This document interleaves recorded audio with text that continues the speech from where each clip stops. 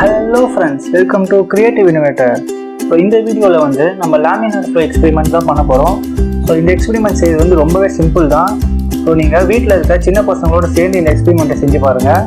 So அவங்க first time இந்த Laminar Flow வந்து பார்க்கும்போது அவங்க ரொம்பவே வந்து ஷாக் ஆவாங்க. அதுக்கு முன்னாடி ஒரு சின்ன shout out, SKB DRY FRUITS and SPICES SHOP.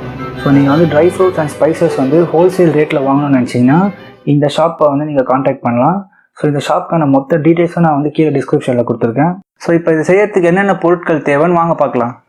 ஒரு சிசர், ஒரு சின்ன தட்டு, ஒரு எலக்ட்ரிக்கல் டேப், அப்புறம் கொஞ்சம் பலூன்ஸ். தென் ஃபைனலாக எனக்கு ஹெல்ப் பண்ணுறதுக்காக சஞ்சய் வந்து கூட இருக்கான். ஸோ ஃபஸ்ட்டு இந்த பலூன்குள்ளே ஃபுல்லாக வந்து தண்ணி ஃபில் பண்ணிடலாம்.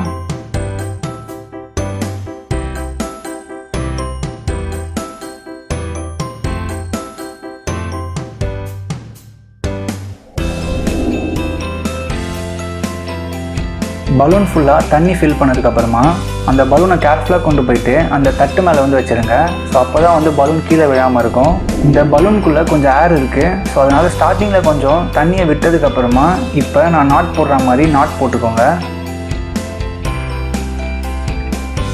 நெக்ஸ்ட்டு இந்த எலக்ட்ரிக்கல் டேப்பை 2 inch சைஸில் 4 பீசஸ் வந்து கட் பண்ணி வச்சுருக்கேன்.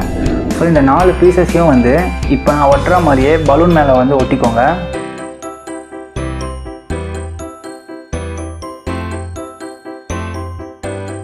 டேப்பை ஒட்டினதுக்கப்புறமா நமக்கு இந்த மாதிரி ஒரு ஹேஷ்டேக் சிம்பிள் வந்து கிடைக்கும். ஸோ அவ்வளோதான், நம்மளோட பலூன் வந்து இப்போ ரெடி ஆயிடுச்சு.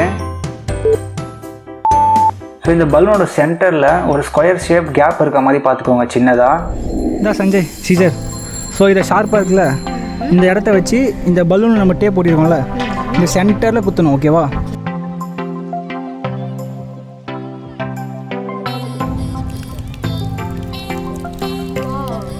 நமக்கு ரொம்பவே சூப்பராக வந்து Laminar Flow வந்து வந்துட்டுருக்கு.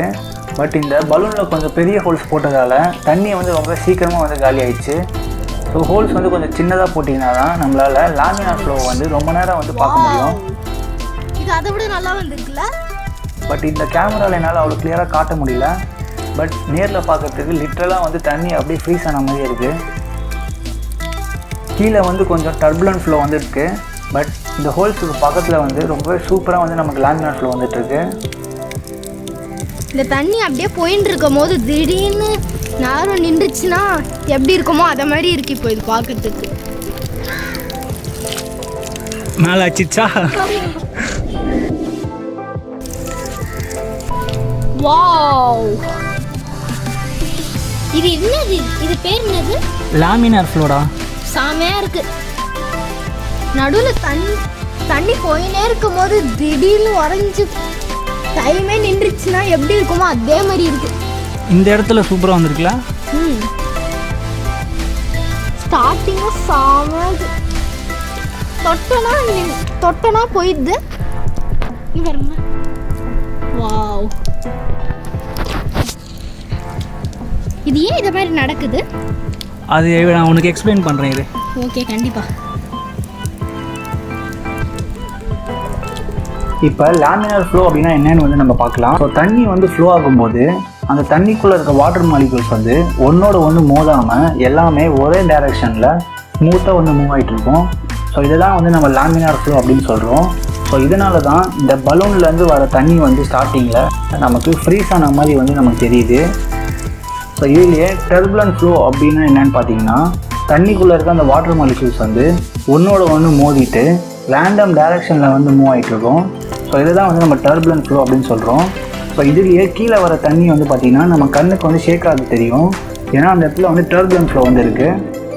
தென் ஃபைனலாக ஒரே பலூன்லேயே 2 Laminar Flow வந்து வர வைக்கலாம்னு சொல்லிட்டு நாங்கள் செலோ டேப்பை வந்து இந்த மாதிரி வந்து ஒட்டியிருக்கோம். பட் இதோட ரிசல்ட் வந்து எப்படி வந்திருக்குன்னு நீங்களே பாருங்கள்.